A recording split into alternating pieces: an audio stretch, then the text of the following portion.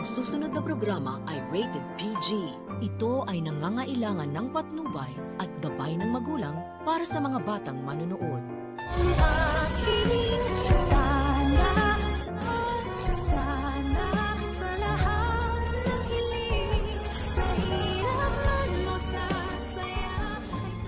Matapos magsumbong ni Annalyn kina Giselle at RJ ay hinahanap naman nila ngayon si Zoe. Pero tulad na lang ng laging nangyayari ay missing in action na naman itong lokalokang doktora. Pagkat nakipagkita na nga siya sa bruha niyang nanay na si Moira. At pagpaplanuhan nga daw nila kung ano na ang kasunod nilang gagawin kay Lolo Pepe. Ngunit nang makarating na nga itong si Zoe sa nasabing lugar ni Moira, ay galit na galit siyang pinagsisigawan ang mommy niya pagkat nakita niya ngang hindi na makagulapay ang lolo niya pagkat binugbog ito ng police officer na si Balahadja. Sinigawan niya nga si Moira na bakit daw ginawa nila yon sa lolo niya. Ngunit bumwelta naman si Moira na dapat daw ay hindi na ito kinakaawaan ni Zoe dahil hindi naman daw siya apo nito at itinapon na nga daw itong parang isang basura. Ngunit hindi naman makapaniwala ang doktora na kayang gawin sa kanya yon ng lolo niya. At sinabi niya na hindi naman daw totoo ang mga sinasabi ng mommy niya at agad na binalikan ang kaawa-awang si Lolo Pepe para mag-sorry at magpaliwanag na napipilitan lang daw siyang gawin ang mga gusto ni Moira dahil sa oras nga naman na masiwalat na ang katotohanan na hindi talaga siya tunay na tanyag ay maaari siyang itakwil ni RJ at wala na siyang mapuntahan. Wag lang sanang i-trigger ni Lolo Pepe itong si Zoe tulad ng ginawa niya kay Balahadja matapos niyang patayin si Vasquez. At sa pagkakataong ito ay mabaliktad naman ang sitwasyon na ang doktora naman ang subukan niyang utuin na patakasin na siya. Samantala dahil nga sa paghahanap nila RJ, Giselle at Annalyn dito kay Zoe ay nakarating sila ng Eastridge. Pagkat sa pagkakatandaan ni Annalyn ay tinatawagan nga ni Carlos itong si Zoe. Pero nang makaharap naman na nila ang kumag na doktor ay sinabi lang ni Carlos na baka naman hindi talaga nawawala itong doktorang si Zoe at sa halip ay umiiwas lang siya sa mga taong pinag-iisipan siya ng masama. Dito na nga siya question ni Giselle na bakit daw ba parang pinapanigan niya pa si Zoe kahit alam niya naman na kahina-hinala na ang kilos nito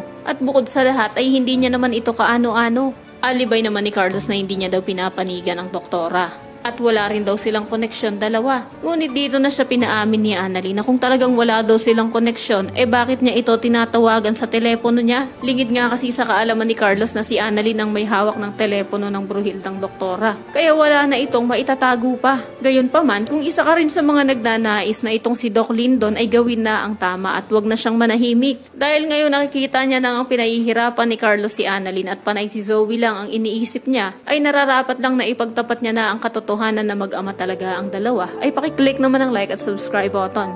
Maaari ka ring mag-iwan ng komento sa ibaba para sa iyong mga saloobin at suwestyon. Maraming salamat sa iyong panonood.